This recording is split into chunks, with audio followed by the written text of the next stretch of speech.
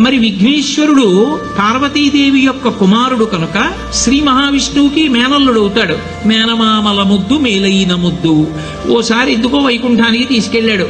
మేనల్లుడు కదూ, సంతోషంగా తీసుకెళ్లి అక్కడ సుదర్శన చక్రం పెట్టుకున్నాడు. ఇదేమిటో బాగుందని తీసి తొండంలో కింద పెట్టి మింగేశాడు. అయ్యబాబో, ఇది శత్రు సంహారకమైనటువంటి సుదర్శన చక్రం రా, దీన్ని మింగేశాడు పిల్లాడని ఎలా బయటికి తెప్పించాలో అర్థం కాక విష్ణువు మొట్టమొదట ఆ పిల్లాడి ముందు ఇలా చెవులు పట్టుకుని గుంజీలు తీశారు.